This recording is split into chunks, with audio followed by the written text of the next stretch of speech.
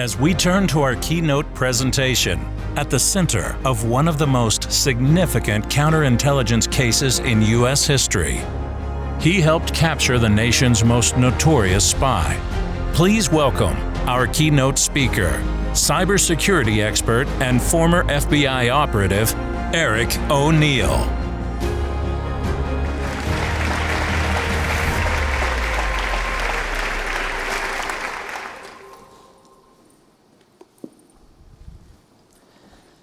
Robert Hanssen steps on a bridge in Foxstone Park in Vienna, Virginia, which, if you know your East Coast, is right outside of Washington, D.C. Now, it's February in the evening, around 7:13 at night, and it's bitterly cold. In fact, it's February right now. We're 25 years after this event. And coming from D.C., thank you very much for bringing me out here. I think I just exchanged 7 degrees for 70, and I don't want to go home. We're locked in ice. But here, during this story, Hanssen is alone at night. Now, this is important. Autumn has stripped the leaves from the trees so he can see all around him. And his breath is frosting in front of him. So it's cold enough at that evening that there's no dog walkers or joggers. There's certainly no kids at play.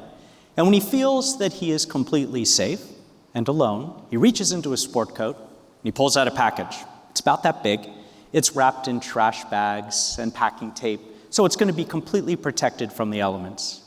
He steps off the bridge and he slides the package into the superstructure, where it's not going to be seen by those dog walkers or kids at play. Gets back up on the bridge and he knocks the dirt off his shoes and he smiles to himself. Because Robert Hanssen, supervisory special agent for the FBI, a decorated agent who has spent 25 years in the FBI, has just loaded his final drop to the Russians after 22 years of being their top spy in our intelligence community. Let that sink in. So this is the year 2001, which means that he spied during the height of the Cold War for the Soviet Union and was so adept at espionage, he lasted the collapse of the Soviet Union and the reformation into the Russian Federation and continued to spy. And we never caught him until the very end of his espionage. And during that time, he gave some of the most egregious secrets that have ever been given to a foreign power, including our nuclear weapons program, our warfare plan, what we would do if Russia struck first or we decided to strike and pretty much end the world in a nuclear attack. I don't know if anybody wins that, but hey, we didn't want them to have our playbook. Hanssen gave it to them. Undercover operations, undercover operatives, people like me. And if you know anything about my background, I was an FBI ghost. I was a fully undercover operative who was supposed to be catching spies and terrorists and was brought in at the very end of Hanssen's career to catch him in this case. And don't worry, by the end of this keynote, we will catch Robert Hanssen. The bad guys don't win during my keynotes. And so much more. Our continuity of government plan, like I said, undercover operatives, and even all our spies. Another spy just recently passed away in prison, life in prison, Aldrich Ames of the CIA. And between Ames and Hanssen, every single one of our assets in the Soviet Union was discovered, all of our spies, and they were either executed or pressed into hard labor. So we were completely blind during the Cold War. A lot of people don't actually know that. Good thing we outspent them because they were winning the intelligence game. But I could go on for my entire half hour on what Hanssen did. But it's not what he did that's as important as how he did it. Hanssen wasn't just the most damaging spy in US history. He was our first cyber spy. He was able to steal information from computer systems at the FBI that were never built to defend from a trusted insider. And he did it ruthlessly, taking very little money for all of the secrets he gave up. And today, espionage has completely changed. Let me tell you what I mean. We're going to play a quick little game. I'm going to say one word, and I want you to keep in your mind the first impression you get. You ready? Hacker. Okay. How many people here, and it's okay to raise your hand if you want, thought of a kid in a basement, black hoodie, typing away at a keyboard, right? You know, type, monochrome screen on his face, and grandma yells from upstairs, it's dinner time, and he says, not now, and he pounds an energy drink and eats some bad carbs and hits one key, and in every one of these movies and TV shows, what does he say? I'm in. That's right, I'm in. Into what? I mean, that would be magic. Harry Potter might as well come across in that same scene and wave his magic wand and say, I'm in too. Because that is not how attacks work. Attackers are not using computers to somehow breach your computer. I mean, I can't stand it, all the movies, and here we are in Tinseltown, right, in all the movies, and I occasionally consult with different TV shows and movies, and I always say, look, you can't have your assault team coming up on the target doorway, and there's this big metal door, and they can't get through, and they bring in the hacker, and the smaller guy comes in with an iPad and just taps, and right, the door just opens magically. It's not how these things work. What attackers are doing is they are launching clever, traditional espionage attacks against you and me, against all of us. They are attacking a person using all of the old school espionage techniques that have just been upgraded to the modern era. Deception, infiltration, impersonation, confidence schemes, exploitation, and destruction. And today, what you have to worry about in your businesses isn't as much the spies. Now, they come after everyone because economics now drive the futures of countries, but cyber criminals. And cybercrime is the fastest growing business on earth. Today, the only difference between an attack by a foreign intelligence service like Russia or China, Iran, and North Korea, and a cybercrime syndicate or gang is the outcome. They use all of the same tactics. They quietly learn about you. They find that one employee that they think they can exploit. They learn everything they can about that person, and look, we give them everything they need through social media. We put everything about ourselves out there. They know our lives. They know where they work. They know what we do. And then they craft the perfect trick, the impersonation or the confidence scheme, or someone to gain the trust of someone who knows, I probably shouldn't trust that. And once they do it, they slowly become that person within your data, spread as deep as they can, and then the difference is the outcome. Spies want to steal everything they can and disappear quietly without you ever knowing they're there. And the criminals smash and burn everything on the way out, which is why you see these ransomware attacks where they say, if you want your data back, you have to pay us. And then you say, I've got good cybersecurity, I'll just restore from backup. And they say, that's fine. We also stole your data, and we're going to give it to your competitor, or publish it online, or go through your CEO's emails and find the most embarrassing things and make sure the media gets them. And then maybe you pay. So the difference is that outcome in how these attacks happen. And there's so much that we need to think about before we get into these pressure situations where the bad guys can try and force us to pay. So why is there so much cybercrime? Cybercrime, like I said, is the fastest growing business on earth. And it's because of the dark web. Now, this is supposed to be a cavern. Obviously, I made this picture with AI. I'm not that creative, I didn't draw it. And this isn't a guy hanging from a noose. It's a spelunker, like spelunking down into this grand cavern of the dark web. And this is how I picture the internet. I think of the internet as this massive cavern that spreads throughout the entire earth, where we are all connected in ways we have never been before, where all our data can be shared in an instant, where we've coordinated and communicated until we're not going to be happy until we can share at the speed of thought.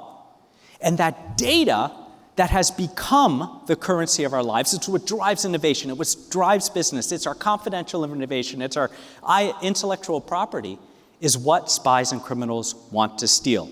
That is the currency today. So to understand the dark web, we have to understand the internet just a little bit.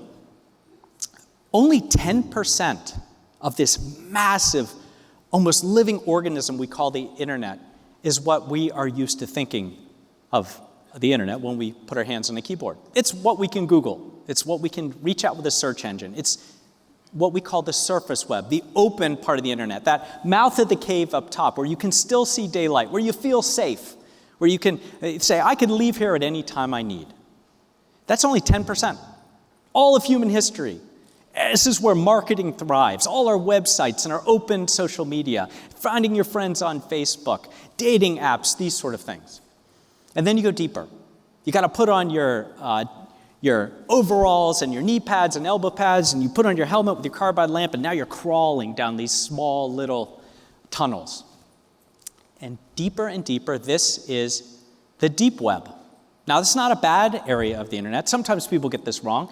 This is where cybersecurity thrives. It's all of your customer and client information, your medical records, finance, and your bank accounts, your email that is protected, hopefully, by your username and password and two-factor authentication, and everything you want to secure in your life. This is the battleground between cybersecurity and spies and criminals. And at the very bottom, the deepest, darkest part of the internet, the most difficult place to get miles and miles of spelunking deep into the earth, is the dark web. And here, there be monsters. You can buy and sell anything on the dark web. There is a marketplace for whatever you desire. Depravity at the touch of a button. I'm going to make you great at your next cocktail party, by the way. You know, when you're hanging out and someone comes over and you're having a conversation, you can just say, hey, you ever heard of the dark web? They're like, no, I didn't. And I'll say, oh, well, I can give you a 5-minute primer on that. But look, if you're in the dark web, you can buy anything. It's the biggest arms marketplace on earth. You can even buy a ghost gun, for example, and then go make it on your own home 3D printer. It's the biggest drug trade on earth. And what might be interesting is when they ship it to you, they use U.S. mail. They ship it in coffee cans, which makes it harder for the dogs to sniff it out. It's the biggest human trafficking marketplace on earth. You can buy people. And I don't want to get into some of that because it's the kind of things that you can't unhear once you hear it. But it's also ground zero for cybercrime. And right now, just the cost of cybercrime syndicates and gangs who have e-learning programs and the ability to bring people in and teach them how to launch attacks, and then, of course, they get a 25% kickback of all of these successful attacks, right? This whole supply chain of crime. Just the cost of cybercrime moving through the dark web today is over $14 trillion. Let that sink in. $14 trillion in crime being stolen from you and me and all our organizations and businesses. So if the dark web had a GDP, now there's no brick and mortar stores, there's no properly recorded entity. It's just a place that exists because people have set up these volunteer servers all over the world. But if it had a gross domestic product, right now it would be the third largest economy on earth. Let that sink in for a moment. Third largest economy. That means it goes the US, we're still on number 1, and then China, boo, China, and then it would go Germany, and then California. Good job, California, right? Except for the dark web, which bumped Germany for the 3rd spot, moves California down to 5th, and then Japan, poor Japan, down to 6th. That's how large it is and growing. And it behooves us to defend ourselves against it. A couple quick stories. Just to understand what it feels like to be in the center of a cyber attack. When I was a kid, when I was a junior in high school, I got called out of class in the middle of class. My best friend who was in school with me shows up with the Dean of Student Services. Now, when the Dean of Student Services, shows up at your classroom, normally you're in a lot of trouble. He says, Mr. O'Neill, I need you to come with me. So I go with those two. Next thing I know, I'm in the car with my buddy and his parents driving home. And nobody told me anything until I got to my house and saw that it was a smoking wreck. And I took a look at it. And what had happened is this old Victorian home, right? And the way technology progresses is sometimes fascinating. Back when it was built in 1890, you had a fireplace in every room. And so, it's freezing in the winter in DC. You build a fireplace in every room. That was a hassle. And so what they did as technology improved is they said, we'll just build one huge fireplace in the basement, and then we'll run ducts up into the rooms. And instead of fires in all those rooms, we'll just have these metal plates that will heat up, big iron plates will heat up and then radiate into the room, right? Technology. And then, of course, at some point, boilers were invented and radiators, and they put radiators in every room, big boiler in the basement, and got rid of all those fireplaces and turned them into what? Closets. Because you can't have a room unless you have a closet. Otherwise, real estate agents don't know what to do when they sell your house. They removed every duct except one. For some reason, when they turned all these fireplaces into closets, there was one duct that continued to go up through the house and into my room. And so as I looked at the home, we had just moved into about a year before, there was a huge empty hole at the front room of the upstairs where my room had been. And so as a junior in high school, I lost every single possession that I owned. I have nothing, before my senior year in high school. All of those things that I grew up with. I don't even have a teddy bear from when I was a little kid. And that's what it can feel like to be in the center of a cyber attack, where everything is burning around you and where you don't know what to do because you're in the center of a pressure situation. And that is not where we want to be. So let me give you a quick example of the sort of situation that you can be pulled into and why cyber attacks are targeting individuals and not computer systems. I got a request, right? I'm a public speaker. If you didn't notice, that's kind of what I do. And I got a request to speak. And it was to a brilliant, large mega church in Cape Town, South Africa. And I was excited. It was email directly from the pastor. And when I say, by the way, email, I want you to hear dun, dun, dun, okay? Because emails are still the number one way cyber attacks happen. I get the email and it says, we'd love to have you come speak. We saw the movie Breach. There's a movie about me, by the way, Universal Pictures. Check it out. And Ryan Phillippe plays me in the movie. He's a great guy. And it said, we think that there's a faith-based inspirational keynote you could put together because there's some of your religion and catching Hansen, and we want you to craft that. And I crafted the keynote. It popped right in my head. It's a great keynote. And I went back and forth with him. And just to make sure, I checked him, right? I checked the name of the pastor, looked online, saw Hillsong. Okay, it all looks legit. And I said, I'd like you to call me. Just so we're not doing this on email. We had this great conversation. I reverse looked up the number. It was a Cape Town phone number, as a private number on a cell phone. And he had other people in his staff call, and we were talking about the specifics. We negotiated a contract. He said, please buy your first-class ticket. That was part of the contract. This wasn't just going to be a first-class flight to Cape Town. My full speaker's fee, which is what you want when you're a speaker, right? And I was going to fly in a pod. I was going to get the lay-down, bed flying over there. They sent me my hotel confirmation, and then I felt uneasy about it. I bought the first-class ticket, $10,000 on United, non-refundable. Yeah. See, everybody's noticing the mistake faster than I did, right? And then I get hit with the next part of this. We would like you to please pay the work permit, visa, and repatriation fee that you need. And I was like, what? It's like thousands of dollars of extra stuff. And I'm like, what are you talking about? Or like, oh, well, you have to do this. With repatriation, we don't want you to immigrate to South Africa, so you need to pay this, it's escrow, and you get it back when you leave. I was like, this doesn't sound right. I mean, I am a lawyer, right? And I'm supposed to be a spy hunter. So this made me feel really uneasy. So what I did is I'm assessing this whole time, and I feel like this might be too good to be true. So I investigated. I called the consulate, the embassy in Washington, D.C. I mean, I'm there, right? And I asked about these. It's like, you don't need a visa. You just come right in. There's no work permit for speakers. That's silly. And I've never heard of a repatriation fee. And I knew that this was a cyber attack. So I happen to be the kind of person who has a particular set of skills. And I was able, in one other thing, is don't give your personal cell number to someone who used to investigate and catch spies for a living. But the cybercrime group had used their personal cell numbers. I was able to quickly learn exactly who they were, their identities. I did some things I'm not going to talk about in polite conversation, and then I turned them over to the Cape Town police, and they will never harm speakers again. But I also learned that they had preyed on speakers for years. Some of them who showed up at Hillsong to speak. Could you imagine if, I took this $10,000 flight and I landed in Cape Town and I got into the hotel and I got up the next morning and I threw on my suit and tie and I showed up at Cape Town. I was like, hey guys, I'm here to speak. And they're like, we don't know who you are, but you probably were scammed. How am I going to go home and tell my wife that I just spent $10,000 to go on a vacation alone to South Africa? That's not going to work. And the fact of the matter is that these impersonation attacks or confidence scheme attacks are getting worse. Trust has become an uncommon commodity.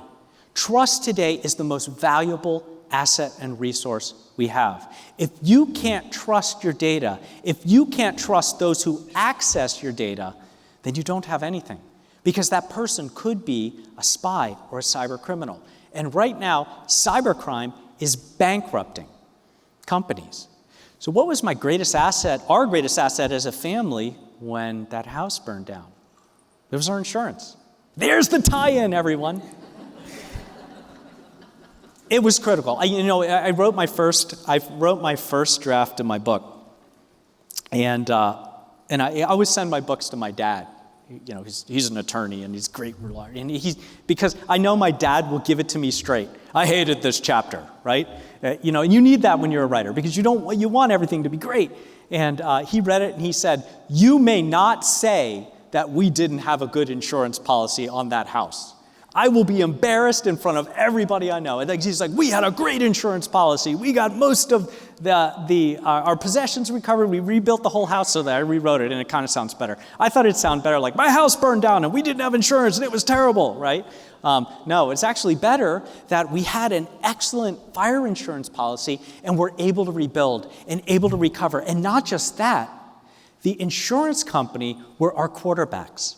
They took over. They told us what we needed to know. They told us what we had to do, including getting all of our friends and family to show up in our driveway. And we handed everybody notepads, and they just out of memory were writing down things they saw in our house because it was all like melted to slag so that we get reimbursed. So it becomes so important. That's one of the most important things you can do to prepare ahead of attacks, because attacks are getting even more nefarious. These impersonation and confidence schemes and tricky deceit that is used by attackers. When I say trust is an uncommon commodity, what I'm talking about is the future of cyber attacks, and it is now. By 2026, that's this year, right? By the end of this year, 90% of what we see online will be synthetic.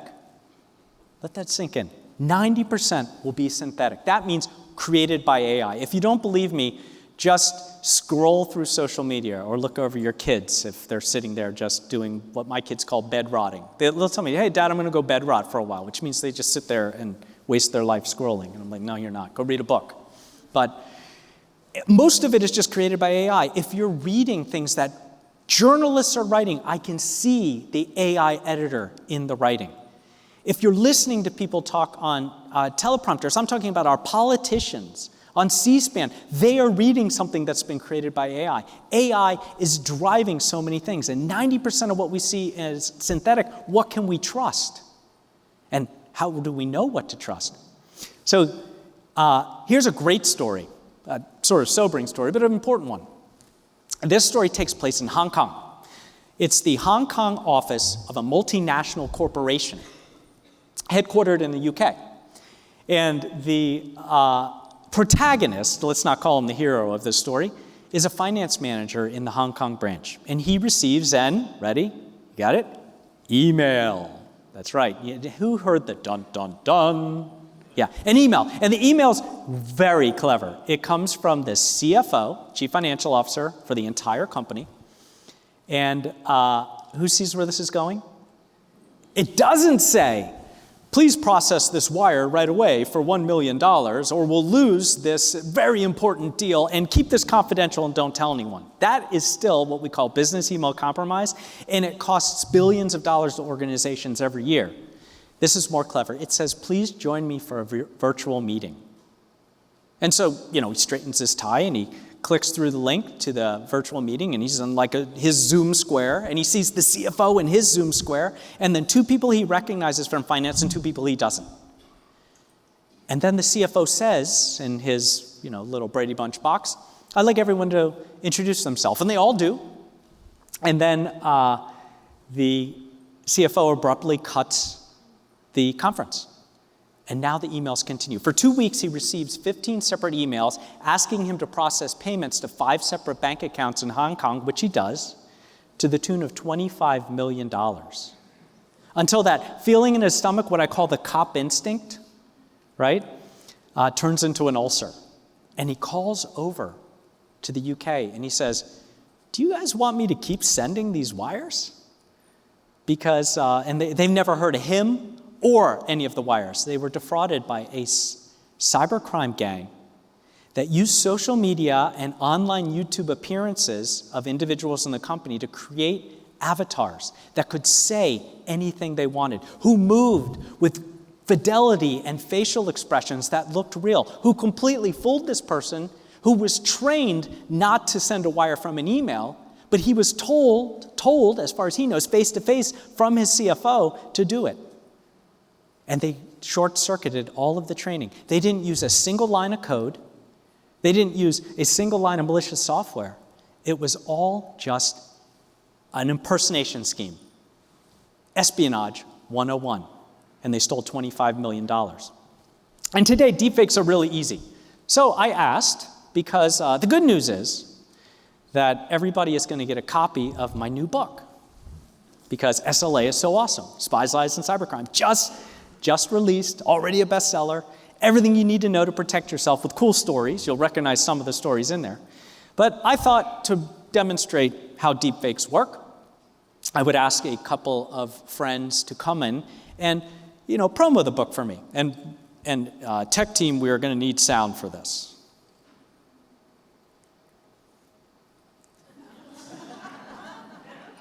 Spies, Lies, and Cybercrime is the only book you need to save yourself from horrible spies and cyber criminals. The best book.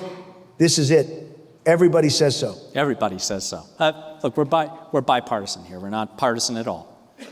Spies, Lies, and Cybercrime is the only book you need to protect yourself from spies and cyber criminals. Come on, man. Run out and get that book now. Trust me. Spies, Okay, that's enough. It took me 3 minutes to do each one of those. And I could have made them said anything I want, right? Like, I'm the president of the United States, go buy Eric's book right now, right? Now, of course, I didn't publish them online because I don't want anybody suing me. We know what happens when you make fun of Trump. But, once again, it was easy. And it's so easy to do this. This is the future of cyber attacks. This is the future of impersonation attacks. This is the future of attacks on you as individuals. Because if a fake pastor from Hillsong can attack me and get me to almost fall for the scheme, if it can happen to me, it can also happen to you. So what do? And once again, you don't really have to take notes because you're all going to get a copy of the book and it's in there. I have a methodology called PAID. And if you listened earlier, deception, impersonation, infiltration, confidence schemes, exploitation, and destruction is a cool acronym called DICED. These are all the ways they'll attack you. PAID is prepare, assess, investigate, decide. This is how you defend yourself. We're going to run through this, and then I'm going to tell you how we caught Hansen. And then some time for Q&A. So think of that question that's burning in the back of your head. Prepare. We prepare ahead of the attack. You don't want to be in the pressure situation. You don't want to be looking at your house, which has just burned down, and then be thinking about cybersecurity. You want to do it now when things are chill. This starts with a vulnerability assessment. Company comes in, we do it. If you need some help, let me know. Comes in, looks at your holes, looks at what needs to be changed, looks at what needs to be patched, what you need to shore up, and where the most likely avenues for an attacker to come in. Part of this, of course, is cybersecurity insurance. If you don't have cybersecurity insurance, when your house burns down, it's on you to fix it, to rebuild it. So that is critical. But a big part of preparation is ensuring that you have the right-sized security for your organization. And there is no one-size-fits-all. It depends on a lot of complexities, including what market you're in, whether you're going to be targeted by a high-stakes cybercrime group or just attacks of opportunity, what you're doing in the industry. All these things matter to the sort of levels of cybersecurity you need based on, well, you guys all understand this, the risk that you're undertaking. You've prepared. You've done your homework. You're crack ready, you've got training, you've got cybersecurity, you've got the technology. It doesn't end there. There is no easy button for this. You have to continually assess. Personally, for all of you, this is critical. You read my book, you've prepared. But that means you still have to assess if something looks too good to be true. If you get that letter saying, I'm a Nigerian prince and I want to give you $3 million and you hold it for me and I will give you 20% when I get to the United States, it's probably a scam. When you're sitting at the bar and that beautiful man or woman comes over and they just want you to fall in love with them, it might be too good to be true. And when you receive those emails, texts, or DMs on social media giving you the most amazing offer possible, be skeptical. Always assess. Cybersecurity isn't set or forget. You have to constantly have your radar out. Be looking for the thing that creates that burn in your stomach, that feeling, that cop instinct that something might be wrong. And when you see it, when you see that something's wrong, put on your spy hunter hat. Investigate. Now, for your business, that might mean you bring somebody in who says, yeah, we're going to take a look. We're going to do a deep dive. We're going to see if a spy has infiltrated. In your personal life, that means that you make a phone call. What could I have done for Hillsong? The number one thing I could have done just to save myself all that grief and not have this great story. I could have just called them. I could have spent the money with the long distance call, called the church and said, hi, I just want to make sure your pastor reached out to me. I'm Eric O'Neill. They'd be like, who? I don't know. Oh, it's a scam. 5 seconds, right? That can save you. That financial manager in Hong Kong could have called the UK. Could have called the CFO right away. Just saw you in a Zoom conference, just want to make sure that you really want me to do this. He would have been, what? Right? Solve the problem. So sometimes short-circuiting this need we have just to do everything online can save you a massive problem. And then finally, let's go. Decide. You have to decide to act. You have to take action. You can't just passively hope that you're not a victim. Because it's not a matter of whether you will be subjected to a cyber attack. It's when. It might already be happening right now. So ensure that you're taking the steps as soon as you can. And I probably will get asked this question, so I'll just answer it right now. What is the number one thing that you can do to protect yourself against a cyber attack as an individual? Is turn on two-factor authentication everywhere. Don't rely on a password. They're absolutely terrible. I spend an entire chapter in my book just talking about why passwords actually are useful to cyber attackers. Because we rely on them, we think they work, and they don't, especially in a world of AI that can guess your password in seconds. So always use something in addition to the password. This is where normally my crowds are like going into their phones and they're like, I better turn on two-factor authentication quickly. You'll have time for that. And turn it on everywhere, especially on your email and social media. Attackers like to hijack your social media and then pretend they're you and compromise all your friends and family. So you definitely don't want that to happen. Now we've come to the portion where we talk about catching spies and how we caught Robert Hansen. So here's the thing about Hansen. He's a 22-year decorated supervisory special agent. He was also a cyber intelligence pro, right? Counterintelligence pro. His job was to catch spies. And in fact, at one point in his career, as the top analyst against the Soviet Union, an FBI squad looking for the legendary spy, only known as Gray Suit, that was the code name given to this spy somewhere in the intelligence community, and no one had any idea where. They went to Robert Hansen and asked to give them a list of people it could possibly be. And he did. About 100 names, a wild goose chase. And the FBI spent years chasing all the wrong people while he just laughed to himself in his office, counting his money on his desk that he would receive from those drops to the Russian. They asked him to catch himself, which if you're a spy is the best place to be. So this is what we were up against. But we got lucky. At the very end of his career, right about when he was going to retire, in December of 2000, he's going to retire in April of 2001, a former KGB intelligence officer who decided he wanted to retire somewhere warm, sold a little file of information for $14 million, and I've got a daughter who's 17, who finally just got into college, so thank God, but I've got 2 more coming. This is why this guy is brilliant. He says, I want the money, but I also want you to guarantee the school of my choice for my 2 teenagers full ride. So he didn't even have to apply. They just got right into college. All of you parents who have teenagers will understand the pain of those applications. And he's gone, witness protection. He doesn't want to wake up one morning and eat a muffin laced with plutonium, because that's basically how Putin deals with traitors. And we need to build our case off this slim file of information. It's a cassette tape, a bunch of letters, and a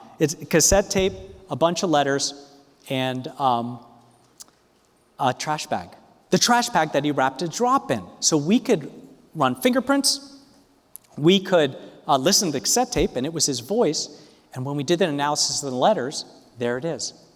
And hearts fell in the FBI, because this was the guy that they had asked to catch himself, the legendary gray suit. So what do? They create the most sophisticated and unique case the FBI has ever run in FBI headquarters, gave him his dream job, put him in charge, and then found the only person who knew how to catch a spy and turn on a computer. That was me. In the room with him, and said, go catch him, right? Took a hacker to catch a hacker. And here's how I did it. He had a Palm Pilot. Who remembers a Palm Pilot? Who's Gen X and older, right? So for everybody who's not, every year there's less hands that go up, and it makes me feel older. It was a PDA, personal data center. You flipped it open, you pulled out a plastic stick, and you stabbed it a lot to get the information in. He loved the thing, and I realized he loves it so much, and he said he's encrypted, we need to get it away from him. The problem was, he kept it in his back pocket. This is an image of his office that I created. And he had this blue bag, and every time he sat down, he would put the palm in the bag, and every time he stood up, he would put it in his pocket again and again and again. So how do you short circuit that, right?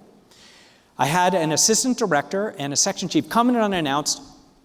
They stop $20 on his desk, and they say, you and me, the shooting range now, and I bet you that 25 targets out of 5, we can beat you. He tries to beg off. The assistant director says that wasn't a request, and he heads down there, all upset, and forgot to grab his Palm Pilot out of that blue bag. And they're down there shooting. I go into the bag. Now, there were 4 pockets, 2 on either side. AI is not great at creating exactly what you want. And I found a Palm Pilot, a data card, and a floppy disk. I grabbed all 3. I ran down 3 flights of steps. I hand it over to a tech team. They start to copy it. And as they're copying it, I get a text that says, he's out of pocket, coming to you. And I told them, I said, I'm going to need that stuff back. They're like, we're almost done, don't worry. I said, you don't understand. He's armed, he's angry, I'm not going to win. If I don't get there before him, he's going to shoot me. And it's not like James Bond or Jack Bauer, right? Or Jack Ryan. Like, I'm not the spy who starts with a J, it's an E. So I get there like 2 minutes ahead of him. I kneel down in front of the bag, and I realize I have 3 devices, and there's 4 pockets, and I have no clue, and he's coming through the door. So I just dropped all 3, zipped everything up, and ran to my desk and put the best poker face I've ever had right here. He leans over my desk, glares at me, then goes into his office, slams the door, and I hear zip. And I'm thinking, maybe I should be running down the hall right now. But I knew that I had to be there, otherwise he might have cut and run, and we would have never caught him. So I stayed. He comes out, looks at me, and he says, were you in my office? Now, remember prepare? I said, yeah, I was in there. I put a memo in your inbox. Didn't you see it? Remember memos? Now it's just all email. And he looks at me, and he says, I never want you in my office again. He leaves for the day. And just a few weeks later, he's on this bridge in Foxstone Park. He's loaded his last drop to the Russians, feeling really good about himself. And he retraces his steps to his car, which is parked right around the corner. FBI vans screech to a halt, panel doors open. They point their guns at him. He raises his hands. He says, the guns are not necessary. And then he says, what took you so long? We knew not only where he would be, but 7:13 at night, because the Palm Pilot is a digital calendar. And that, my friends, is how you catch a spy. Thank you very much.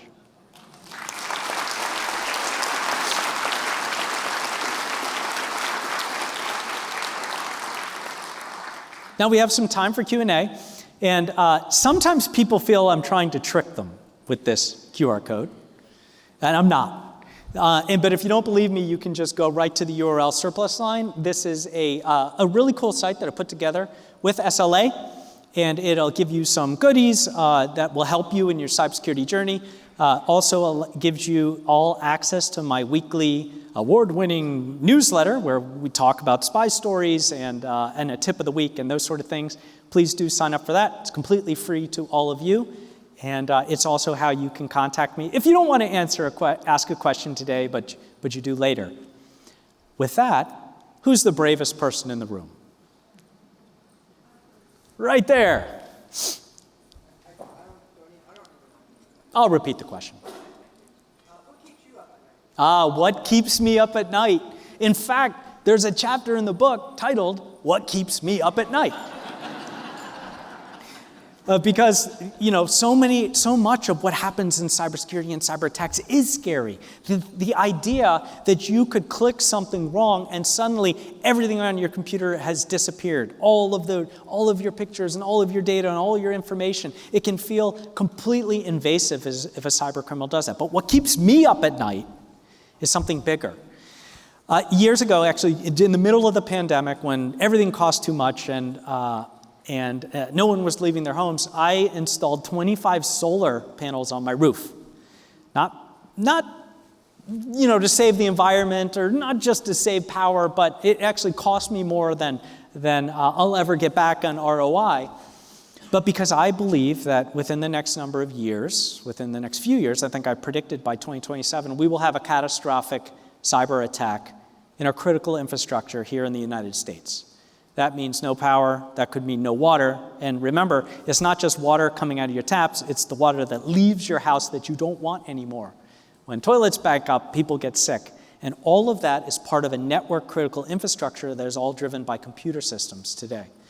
And it's very vulnerable, and there have been quite a few probe attacks by nations who want to do us harm. It's actually the only way that there could be a form of warfare here in the United States, what we call asynchronous warfare, which I think we should just call warfare. In fact, I have been proposing for quite some time that the US demonstrate our offensive cyber capability because we want to create a deterrence effect against countries who would launch a cyber attack against us by showing that if you do it to us, we are going to do it to you. You turn out our lights for 2 days, you guys don't get power for 2 weeks, that kind of thing. That's what keeps me up at night. The fact that I could wake up and go to flip a switch and there's no power. Now, I love reading, so, I'll do we got plenty of books in the house, but at some point, that's gonna get a little old, and I would love to have that power back. Great question. Right in the back there.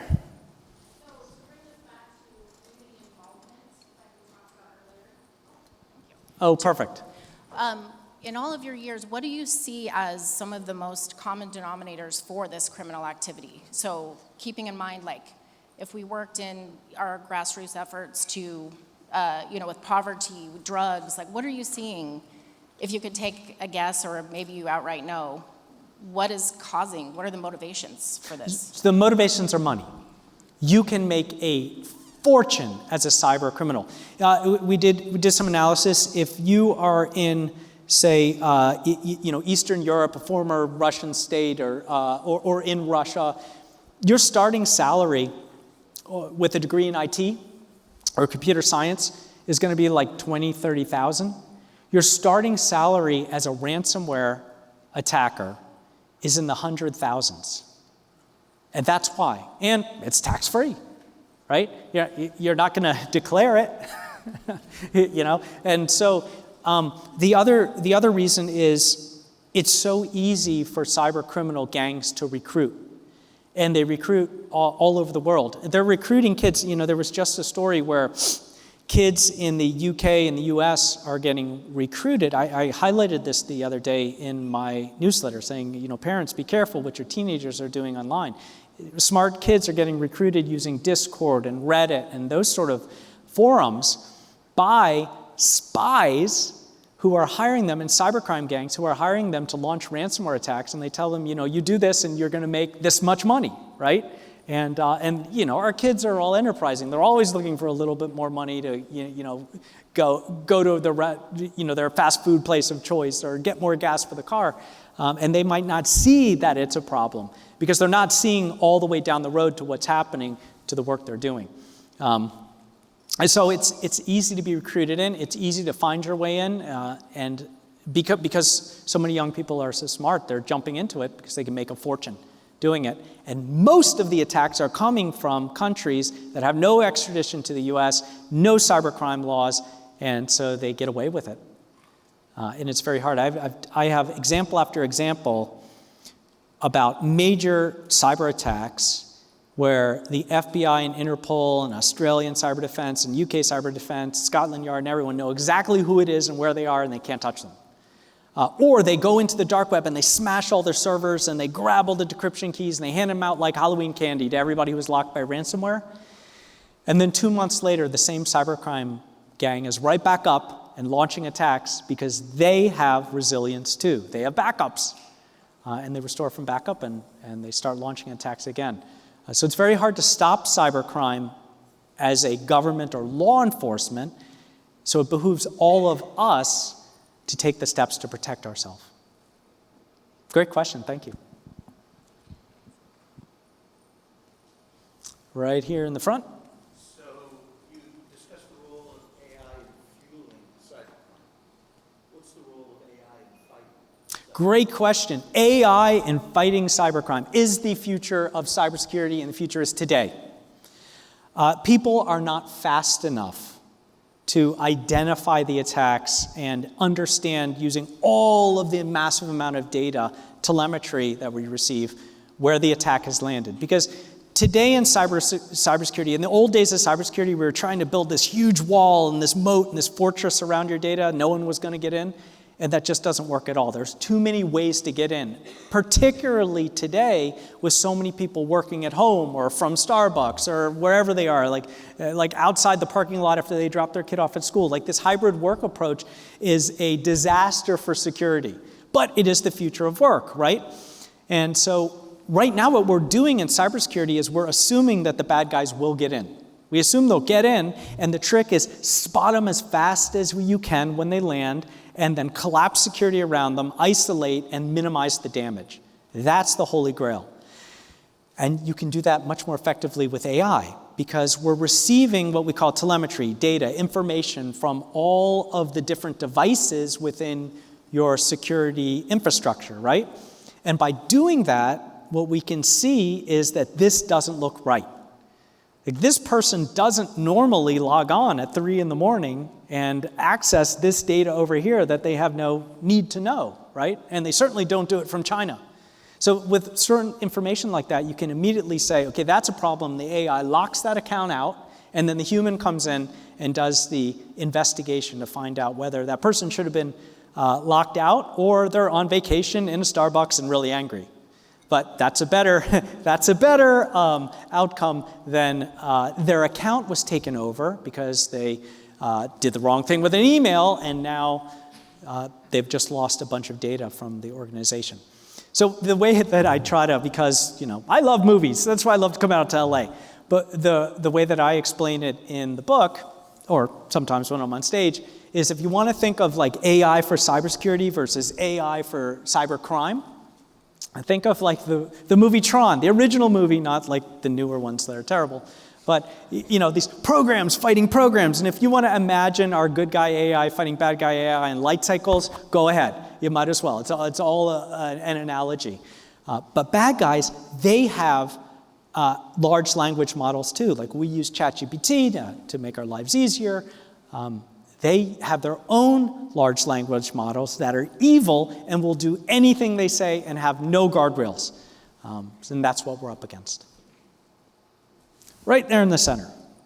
If you could let the microphone get to you, that'd be wonderful. My voice carries. Oh, your voice does carry. I'm going to use this because my voice carries pretty well. As the deep fakes become more prevalent with videos and whatnot, what is, and you mentioned that you call, but as you're watching these, what is the best thing to look out for to identify them? Yes, so here are a few things. When you're dealing with a deepfake, look for a few things. One, they want to fool you, but for a purpose. It's not just going to be a deepfake. So I guess the purpose of my presidential deepfakes, right, was as an example, but also, hey, go get Eric's book because we said to, right? We're going to see a lot more. Just wait until our next election. You're going to see deepfakes with people saying things they never did. We're already seeing photos from crisis events be altered by AI and changed. Some of that's come out. You can go research it if you want. I don't really get into politics on stage. But what you want to look for is that deepfake is going to try to get you to do something. And usually it's find a way to get the money.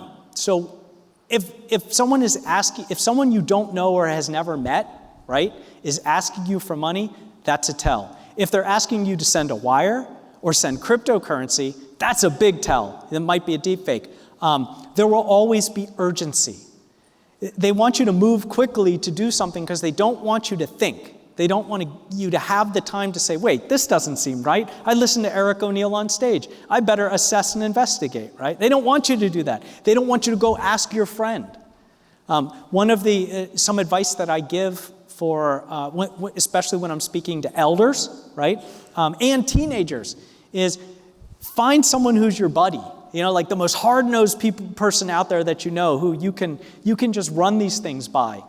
I end up being that person for literally my entire family. I get like 3 or 4 texts or emails a day like, hey, is this a scam? Like, is this real or not? That's right. That's the function I serve, okay? I do this for a living. But you need somebody like that where you can just run it by them and say, you know, does this sound right to you? And it's like, no, he doesn't love you. You've never met that person.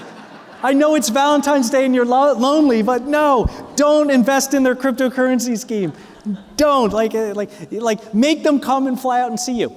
The other way that you can see a deepfake, deepfakes are really good with these short things, but if, for example, you're talking to someone online and you think it might be a deepfake, you can test that very quickly. There's 2 versions, the professional version and the fun version, okay? Professional version. Just ask the person you're talking to pick up a pen, right? Deepfakes are programmed to be very human, right? To move kind of and blink and not be static. But they can't do something on demand like pick up a pen. Although now that the book's out and everybody's reading it, all deepfakes will be able to do that. The other thing you can do is, the fun thing is like, raise your hands in the air and go like this, right? Deepfakes definitely don't do that yet. And so that's ways you can test.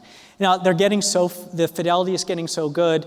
Some people will say, like, look for tearing, but that can happen in a video anyway. Look for shadows. Do you know how a shadow should fall off a light?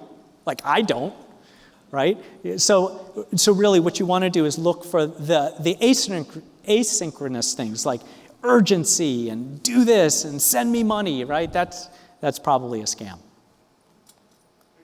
Unless your friends just ask you for money all the time, then I don't know what to tell you. Right here. Oh, right there, and then with the microphone's going, then we'll come to you. I'd be interested in learning more about what trends you're starting to see with the cyber attacks. Are industries changing in terms of who's being hit, and are the sizes of those organizations shifting from maybe middle market, large scale, to smaller, more accessible businesses? Is the question, I'm sorry, it's a little hard to hear, is the question who is more susceptible to cyber attacks, or small businesses versus large versus, am I getting that right? Sort of. So the current trends. So we know previously retailers, healthcare were being hit. Yes, got it. And then what size of organizations are you starting to see trend in terms of activity? Here are the trends. So right now, health, finance are the top 2 verticals that are getting hit. Why? That's the kind of data where if you can lock them with ransomware, or now it's what we call double extortion attacks, steal the data, right, because you're in the network anyway, and then when they say, I got a backup, go to hell, then they say, okay, well, we have all your data, we're just going to sell it and embarrass you, and you're going to have to send disclosures to all of your clients and customers. So those 2, right now, the SMB world, small and medium businesses, are getting hit at an extraordinary rate because cyber attackers know that they tend to have less investment in cybersecurity and be easier targets.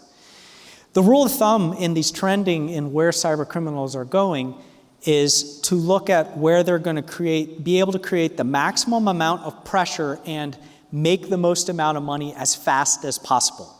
So they want to create that pressure situation and urgency to pay, and they don't want to spend a lot of time after they've done all the work getting paid.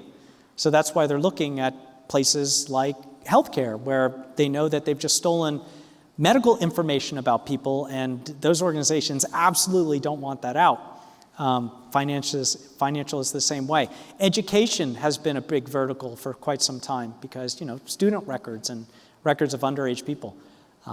So yeah, there's trends, but really any target that doesn't have good cybersecurity is great ground for a cyber attack because, once again, if the criminals were, if they were really ready to go out and work, they'd get a real job. They wouldn't launch these attacks. They're, at heart a little lazy, and they want to make money as fast as possible.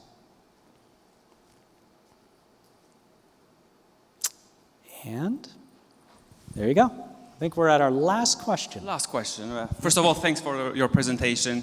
My question is also related to trends. A trend that we are seeing in the transportation industry right now is that we have many claims for fraudulent pickup. So in practice, what is happening is that we have hackers in Eastern Europe that manage to hack a genuine email address of a trucking company or a broker, and they actually book a load. But they have a fake trucker go there, they pick up the load, and the load disappears. So on the other hand, we don't really know, or looks like the industry feels helpless on what can we advise these small trucking companies or brokers in order to protect their email addresses, or maybe see if someone else has access, because it's a big challenge right now, at least in the transportation industry. Yes, exactly. And that's what we call a supply chain attack. So you're infiltrating one part of the supply chain in order to hit another part of the supply chain. And we see this a lot in what we call invoice attacks. And I have a couple examples in the book where you learn enough about the company. This is another nuance to that attack. You learn a lot about the company. Like, for example, one that I talk about in the book is a company that does a lot of events. And they learned where they did a number of the events, and then they would send an invoice from one of the event companies downstream and say, hey, you owe us this money, we just did this event over here, and here are all the names, and it looks great. And so the person paying the invoices and